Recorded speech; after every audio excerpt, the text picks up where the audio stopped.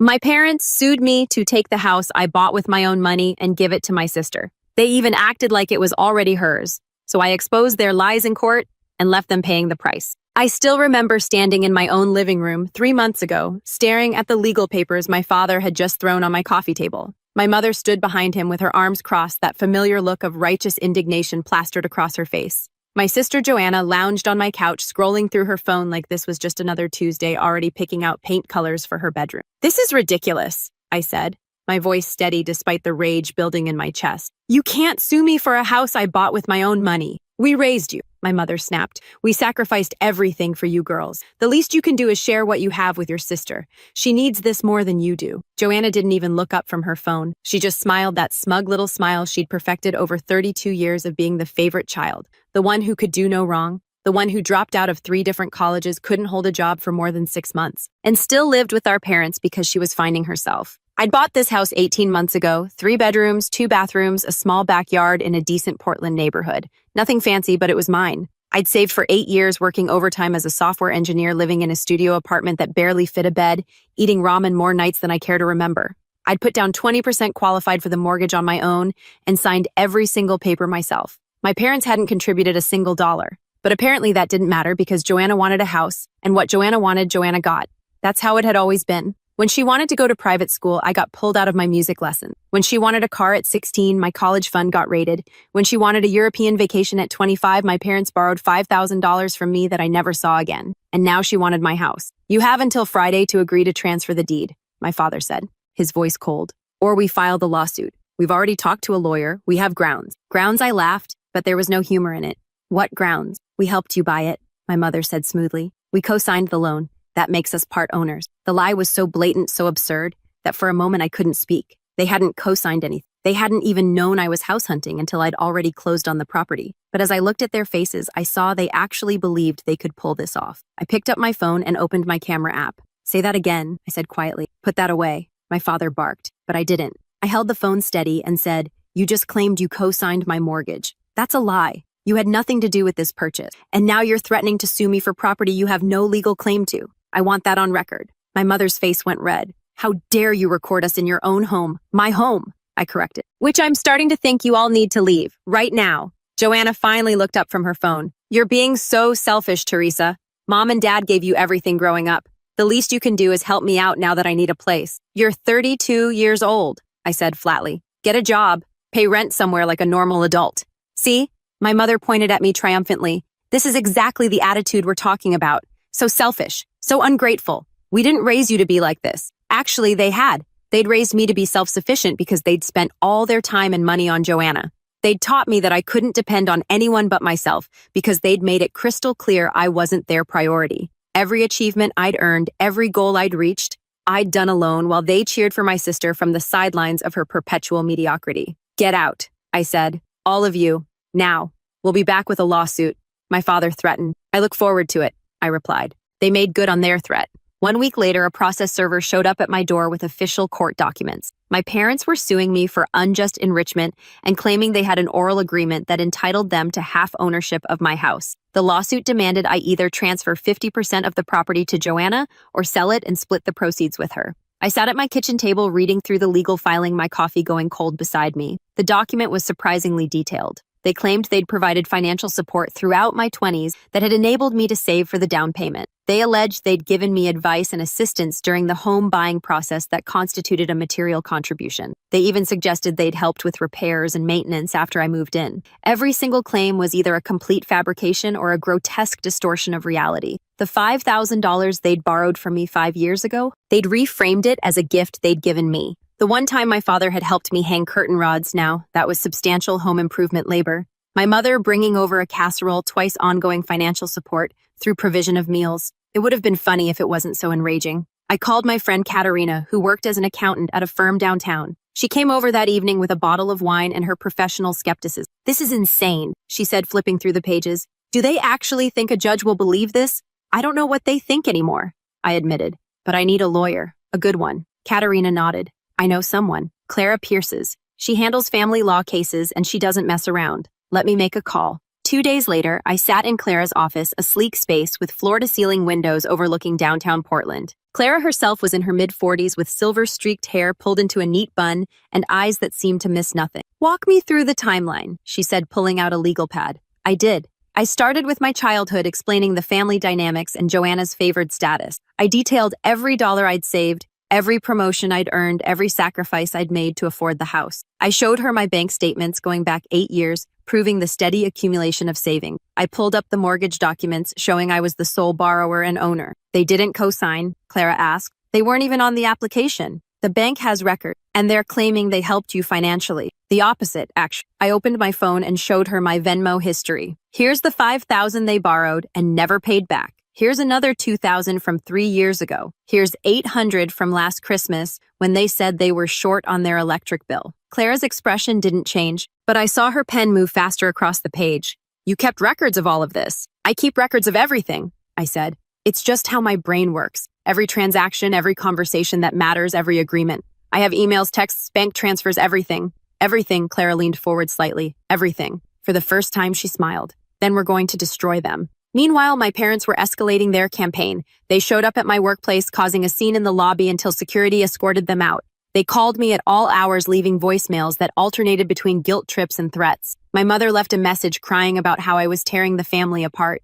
My father left one saying they'd make sure everyone knew what kind of daughter I really was. But the worst part was Joanna's social media. She started posting about her new house. She shared Pinterest boards of bedroom decor and kitchen renovation. She posted photos of my actual house taken from the lawsuit documentation with captions like, "Can't wait to move into my new place," and "Finally getting the space I deserve." Her friends commented with congratulations. Some of them even asked for the address so they could come see it once she moved in. She responded to every comment, playing the role of excited new homeowner, never mentioning that she didn't actually own anything. Katerina showed me the posts with barely contained fury. "She's acting like it's already hers."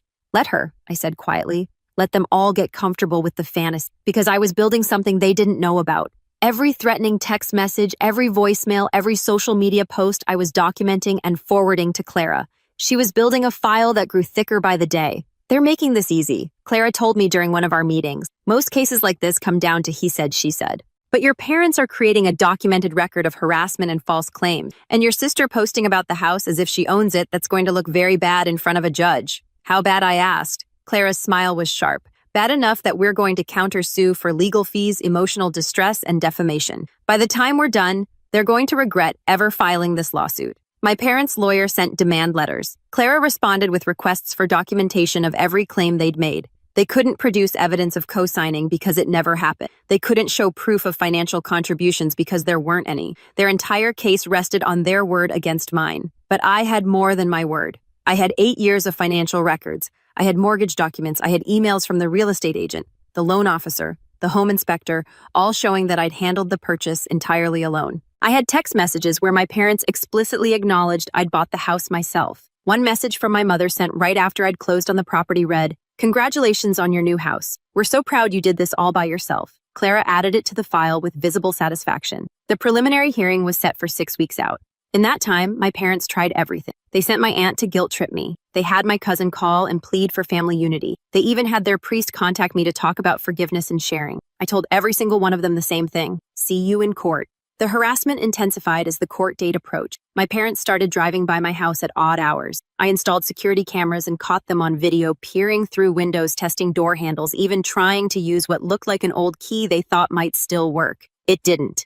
I'd changed all the locks the day after they'd thrown the lawsuit papers at me, but watching them try was instructive. Clara loved the security footage. "They're establishing a pattern of boundary violation," she said. "Keep recording everything." I did. I recorded my mother showing up at my office building 3 more times, once with Joanna in tow.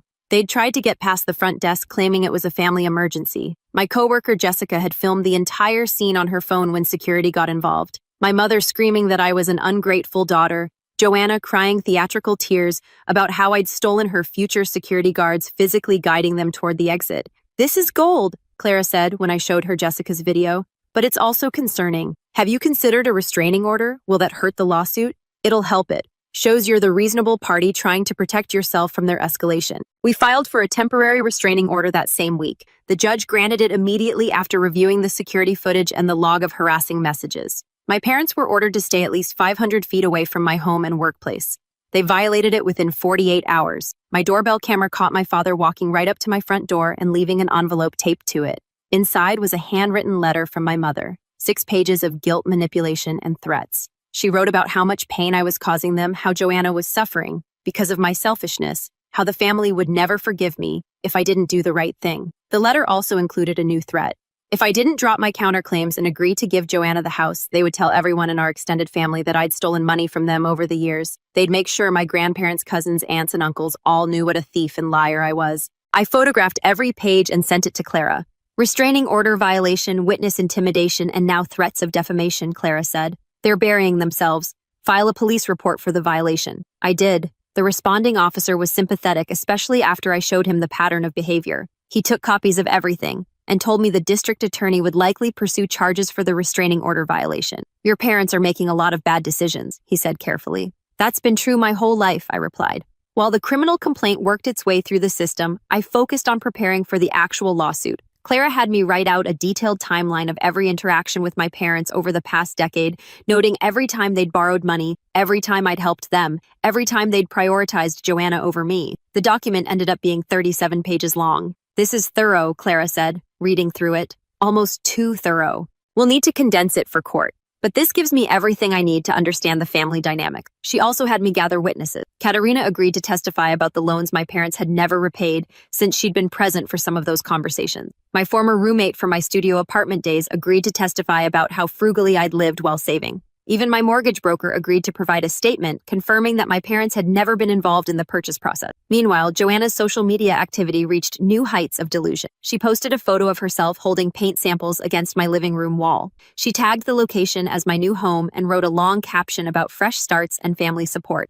How did she get inside? Katerina asked, showing me the post. I checked my security footage and found the answer. My parents still had a key to my house, one I'd given them years ago for emergency. I'd forgotten about it when I'd changed the main locks, but they'd used it to let themselves in through the back door while I was at work. The footage showed all 3 of them walking through my house, Joanna posing for photos, while my mother directed her like a real estate shoot. Another restraining order violation, another police report. But more than that, it was evidence of their mindset.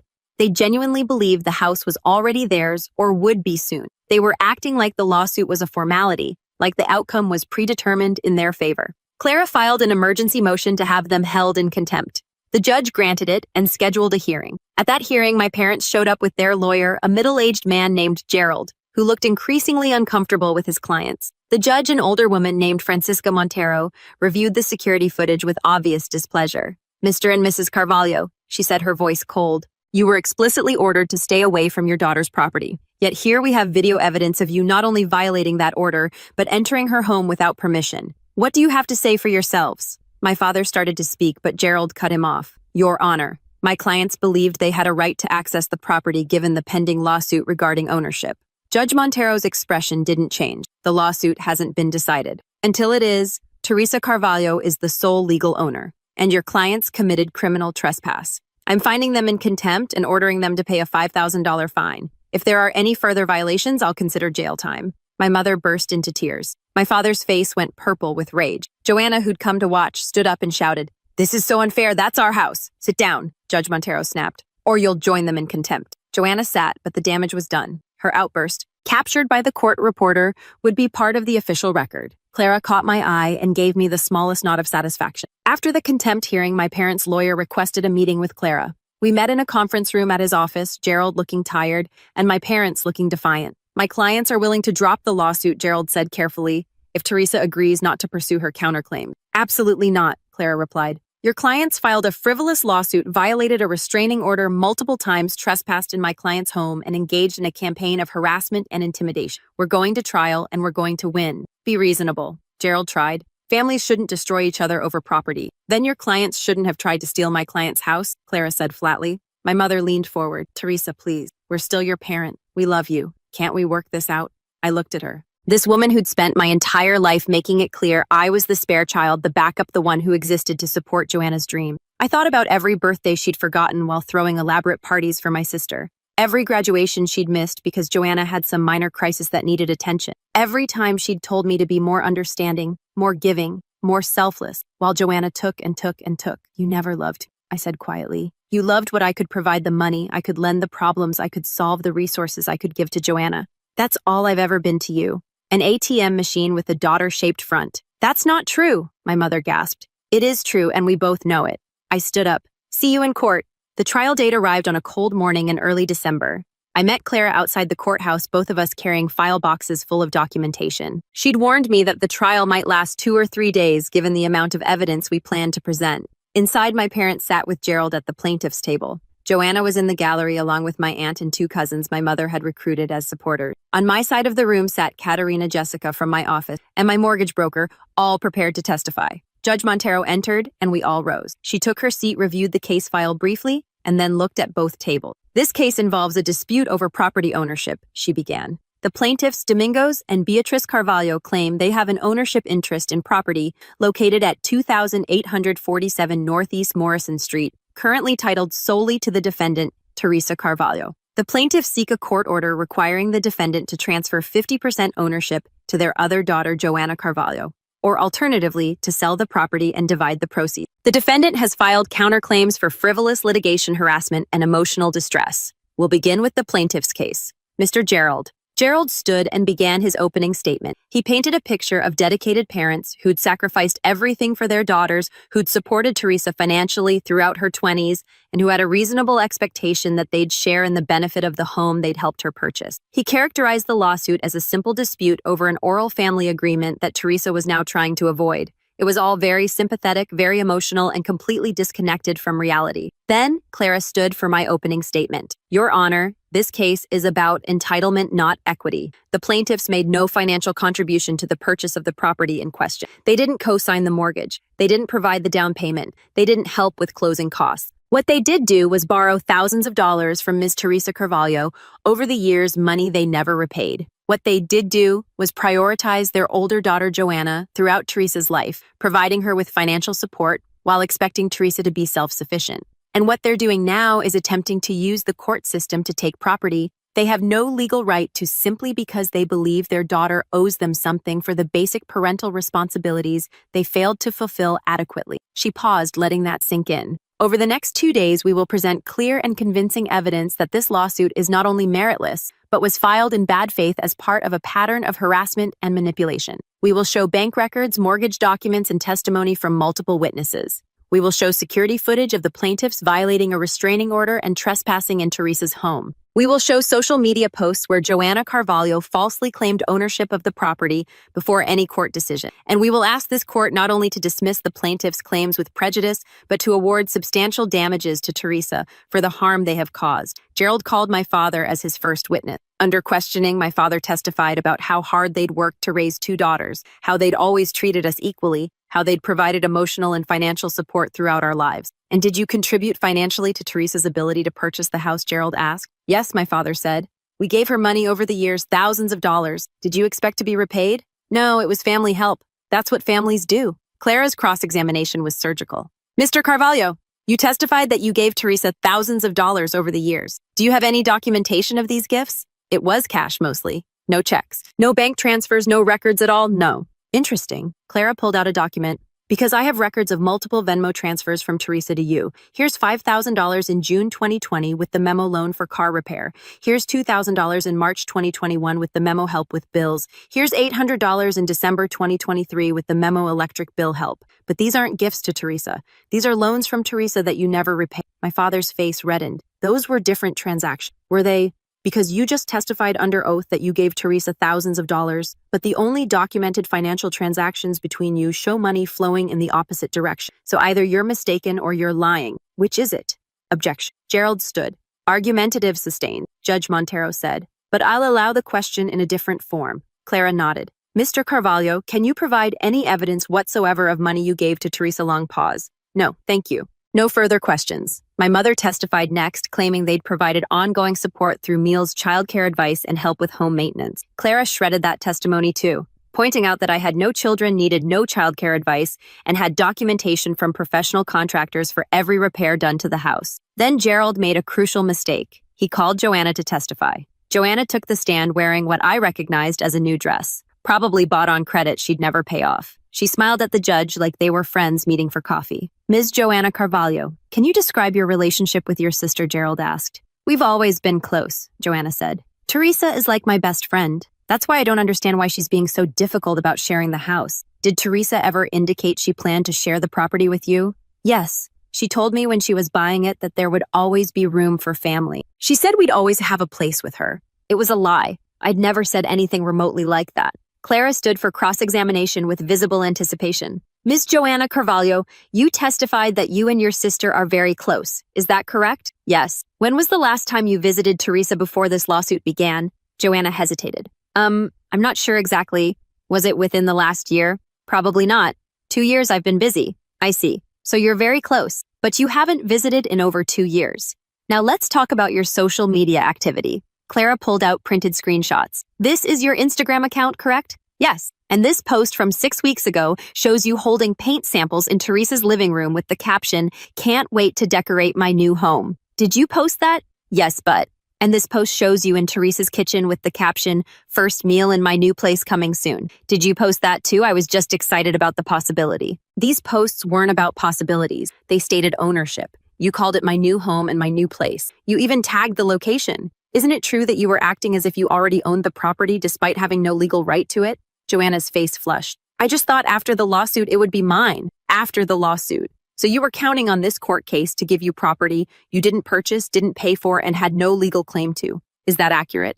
My parents said, answer the question, please. Were you counting on this lawsuit to give you Teresa's house-long, damaging pause? Yes, Clara smiled. No further questions. The second day of trial was when I took the stand. Clara walked me through my entire history. Childhood as the less favored daughter, years of frugal living, the systematic saving, the mortgage process. I explained every detail referencing the documents we'd submitted. Did your parents contribute anything to your down payment? Clara asked. No. Did they co-sign your mortgage? No. Did they provide any financial assistance whatsoever with the purchase? No. The opposite, actually.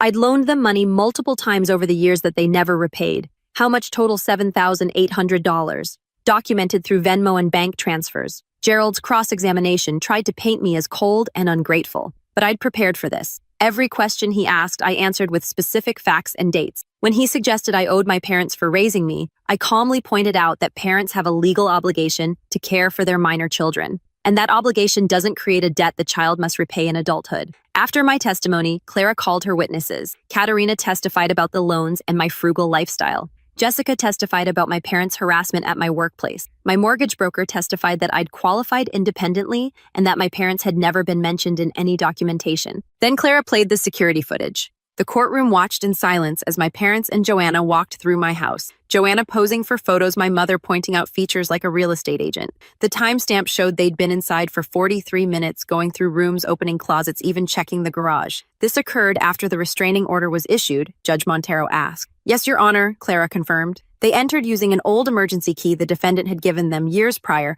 which she'd forgotten to collect when she changed her locks. This footage led to the contempt hearing you presided over. The judge's expression was stone. Continue. Clara's closing argument was devastating. She laid out the timeline of harassment, the frivolous nature of the lawsuit, the violation of court orders, the delusional social media posts. She presented bank records showing I'd paid every cent of the down payment and every mortgage payment myself. She showed emails from my parents acknowledging I'd bought the house independently. The plaintiffs filed this lawsuit not because they had a legitimate legal claim, Clara concluded, but because they believed they were entitled to their daughter's property simply by virtue of being her parents. They raised one daughter to be dependent and another to be independent. And now they're angry that the independent one won't subsidize the dependent one. This case should never have been filed. It's caused my client substantial emotional distress, forced her to incur significant legal expenses, and subjected her to harassment and even criminal trespass. We ask the court to dismiss the plaintiff's claims with prejudice and to award Teresa Carvalho damages for her legal fees, emotional distress, and the harm caused by this frivolous litigation. Gerald's closing was weak-focused, mostly on appeals to family values and traditional obligations. He couldn't counter the documentation or the evidence of my parents' behavior. Judge Montero took less than an hour to deliberate. I've reviewed all the evidence and testimony she began when we reconvened. This is one of the most clear-cut cases I've seen in my 15 years on the bench. The plaintiffs have presented no credible evidence of any financial contribution to the property purchase. They have no documentation, no witnesses, and no legal basis for their claims. What they do have is a sense of entitlement to their daughter's assets and a willingness to misuse the court system to try to obtain property they have no right to. My mother started crying loudly. Judge Montero ignored her. The plaintiff's claims are dismissed with prejudice. Furthermore, I'm granting the defendant's counterclaims. The plaintiffs are ordered to pay Teresa Carvalho's legal fees in full, which according to the documentation submitted, total $47,000. They are also ordered to pay $15,000 in damages for emotional distress and another $10,000 for the harassment and violation of the restraining order. My father stood up. We don't have that kind of money. Then you shouldn't have filed a frivolous lawsuit, Judge Montero said coldly. The restraining order remains in effect and is now permanent. The plaintiffs and Joanna Carvalho are prohibited from contacting Teresa Carvalho in any way coming within 500 feet of her home or workplace or posting about her on social media. Any violation will result in immediate arrest and criminal charges. Additionally, I'm referring this matter to the District Attorney's Office for potential prosecution for perjury given the false testimony about financial contributions. This court is adjourned. The gavel came down with finality. My parents sat in stunned silence. Joanna was sobbing into her hands. Gerald was packing his briefcase with the quick efficiency of a man who wanted to get away from his clients as fast as possible. I stood up feeling lighter than I had in months. Clara squeezed my shoulder. Congratulations. That's about as complete a victory as it gets. As we walked out of the courtroom, my mother called out, Teresa, please, we can't pay that. You're destroying your own family. I didn't turn around. I didn't respond. I just kept walking toward the exit, toward my car, toward my house that was mine and would always be mine. Behind me, I heard my father yelling something about ungrateful children and appeals, but it was just noise now. The judge had spoken. The law had sided with, and they would never be able to touch what I'd been. 6 months later, I was sitting on my back porch with Katerina enjoying a rare, warm Portland. My house had never felt more like home. I'd painted the guest room, updated the kitchen backsplash, and planted a small vegetable garden in the backyard. Every improvement I made felt like a victory. Have they paid any of the judgment? Katerina asked, sipping her wine. They're on a payment plan, $300 a month. It'll take them years, but Clara made sure the judgment is secured against their house. If they try to sell or refinance, I get paid first. I smiled. Every month I get a check from them. It's like they're finally paying me back for all those years of putting Joanna first. The criminal charges for perjury had been dropped after my parents agreed to a plea deal that included mandatory family counseling, which they'd completed. The restraining order remained in effect, and as far as I knew, they'd followed it. I hadn't heard from any of them since the trial until they'd violated it one final time. 2 weeks ago, my mother had sent a letter to my workplace addressed to my supervisor. In it, she'd claimed I'd stolen money from my parents and that I was mentally unstable. She'd tried to get me fired. My supervisor had brought me the letter immediately knowing the situation. We'd contacted Clara, who'd filed for contempt again. The hearing was set for next month and my mother was facing potential jail time. I almost feel sorry for them, Katerina said. Almost. Don't, I replied. They made every choice that led them here. They could have been happy for me when I bought this place. They could have respected my boundaries. They could have treated me like an actual daughter instead of a resource to be exploited for Joanna's benefit. They chose none of those things. My phone buzzed with a notification. I checked it and laughed. What? Katerina asked. Joanna just posted that she's moving back in with my parents again. She lasted 3 months at her latest job.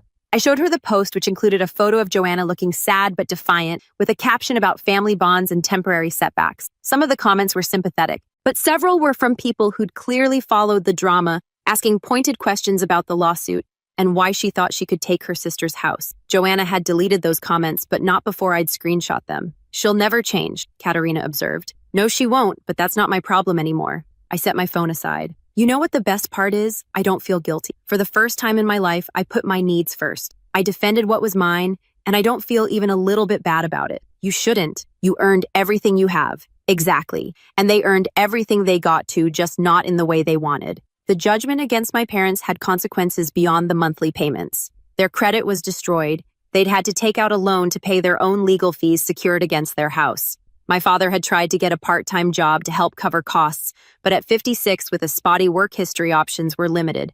My mother had tried reaching out to other family members for financial help, but after the trial details became known, most of them had distanced themselves. Joanna's social media presence had shifted dramatically. Gone were the posts about her house and fresh starts. Now it was all vague references to fake people and family betrayal. She'd lost followers, lost friends, and apparently lost yet another job.